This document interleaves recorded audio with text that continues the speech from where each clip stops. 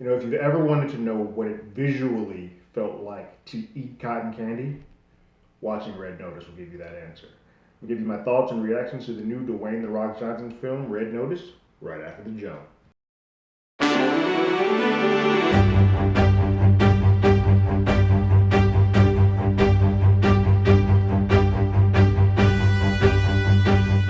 Hello, everyone. Terrence here with Hollywood Already Did It. If you haven't already, go ahead, like, share, subscribe to the channel, ring that bell below. Anytime we have something, you'll be the first to know. If you want a film that has pretty people doing pretty things in pretty locations, prettily, yeah, I know it's not a word, then this is the movie for you.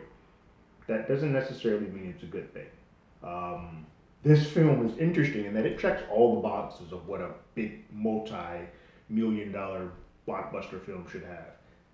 Three A-list stars who are very charismatic and carry and do what they're supposed to do quite admirably. Like you get the rapport between The Rock and Ryan Reynolds, Gal Gadot's having a ball. This everything charismatic wise and charisma wise works. Action sequences, fun, entertaining action sequences that are like, oh, that's good.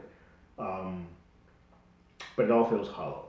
This film's like a movie that, if anybody remembers the episodes of South Park with the manatees where they're choosing what happens in places, this feels like a movie that is built on a drawing board that said 3 stars, quasi decent script, action sequences, $200 million, and go. It's a very by the books film, uh, which makes it feel like nothing you're watching is bad, but it just feels hollow when you're all done with it. Thus, like cotton candy, visually, well, you won't remember anything. Nothing holds any weight or any value to what you're doing. You may have fun in the moment. You might even smile and chuckle a couple times, like, ha ha ha ha, that was good. But at the end of it, you're going to be like, this is not a good film. And the majority of it comes down to the script. This movie tries to be something like Ocean's 11 or like a Thomas Crown Affair sort of merged together with massive action sequences.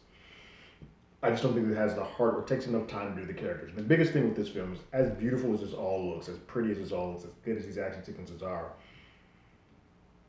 I don't care about any of these characters when it is all said and done. They are all playing caricatures of themselves and don't feel like there's any human element. So you're watching a fun game of people doing twist after twist after twist after twist to the point once the third twist sort of happens, you're like, I don't know who I should care for, who I'm supposed to be rooting for. I don't know who the bad guy is. I don't know who the good guy is. I don't know what's happening here. But you guys are all seeming to have fun, so I guess I'm having fun with you, which in the moment makes for a good film. But when you're done, you're like, what was that? A couple of good things that do work. I think Rock is sort of quasi playing against type. He typically is that big brooding, I'm the baddest motherfucker in the room type of thing. He doesn't really do that here.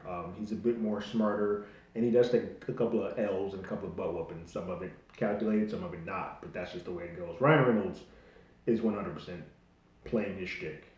He has taken that Deadpool mask off, and he's like, I'm going to walk on set as Deadpool. Depending on whether or not you like that, or depending on whether or not you want to see him stretch from that, will depend on how well you receive his. I think he's fine, and I think he has some good banter back and forth with Dwayne. It works. It just, I can see how people could becoming a little bit tired of the Ryan Reynolds effect on doing on every single thing that he does. Gal Gadot seems to be having the most fun that I think she's had in quite some time. The Wonder Woman films, because Diana is so stoic, become is very can become very flat. This was one where she's chewing up scenery and having a good time with it. There's some fun acting sequences. There's a scaffolding sequence at the very beginning that, unfortunately, the movie never really tops after that.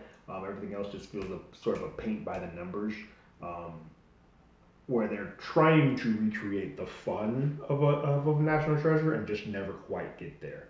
I think the biggest issue is that there isn't somebody to root for and a root against. So you're kind of just watching people go through the motions of going back and forth through good, bad, or gray. And then this movie does the cardinal sin that it makes everything that we watched for 2 hours, a 2 hour running time, seem very unimportant because it feels like it's now a prequel for something that we will be getting in the future.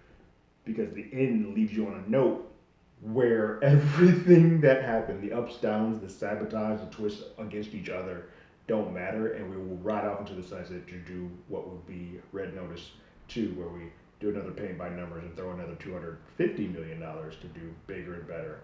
And I still, at that point, I'm like, well, then why would we go do it? if I don't remember or care about what we did this first time, I can't quite, even though I still love these three talented actors, why would I go on this ride again? Because I don't really see the point.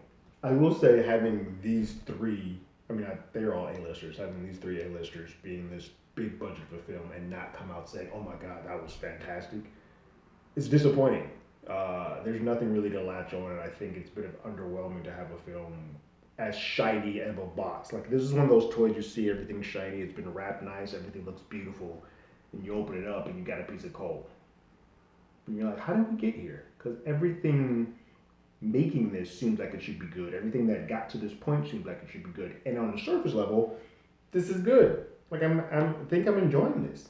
But when you take a moment to just think, you're like, I just wasted 2 hours of my life. I could have been doing anything else. So, on my scale of play it again, Sam, I didn't mind that. Once is enough, or give me a time stone so I never have to think about this film again.